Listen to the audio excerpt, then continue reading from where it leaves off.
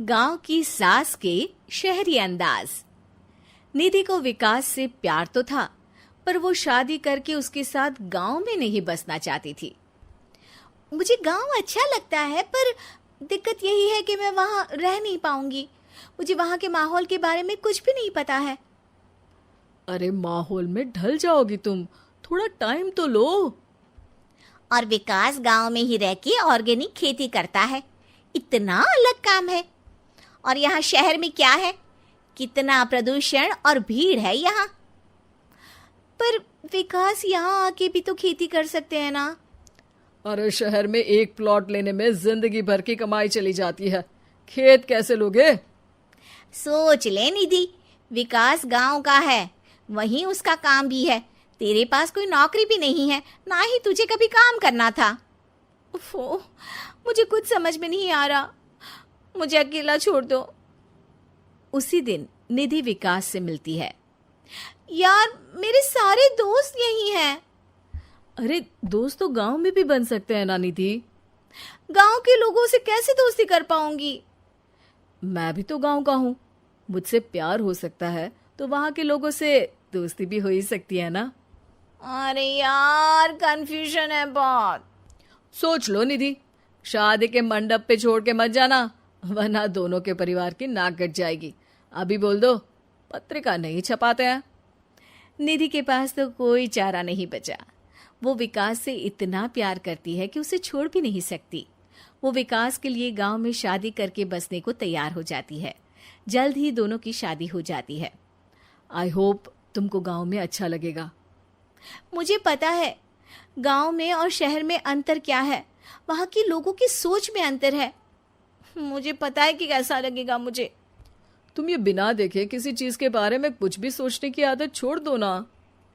निधि ने उस वक्त तो कुछ भी नहीं कहा, पर वो सोचती है कि सबको इस बात का एहसास तो करवाना ही पड़ेगा कि वो सही है। उसके दिमाग में एक तरकीब आई। उसने सोचा कि गांव के लोगों के लिए वो ऐसा काम करेगी कि आगे से उसे कोई किसी काम का बोलेगा ही नहीं। शादी के एक दिन बाद निधि की सास ने फरमाइश की। निधि बेटा, अपने हाथ से कुछ खाने का बना दे।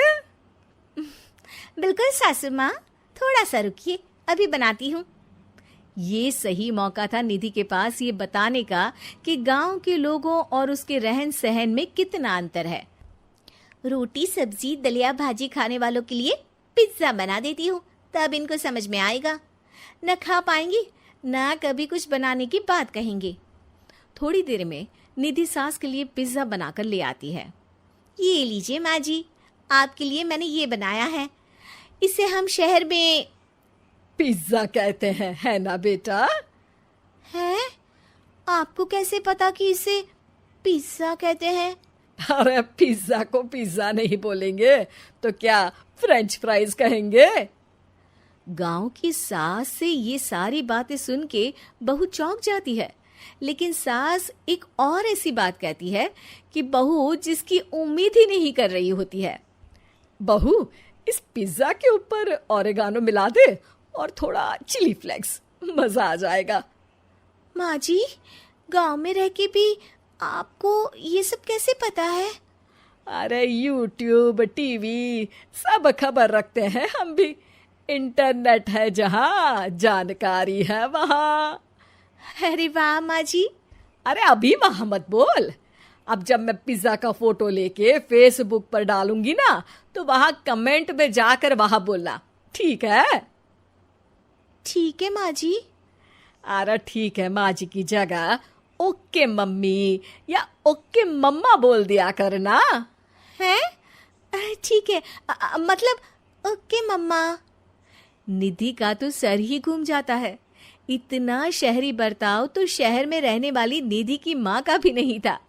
वो शाम को अपने पति से पूछती है, विकास, तुम्हारी मम्मी तो काफी कूल है यार।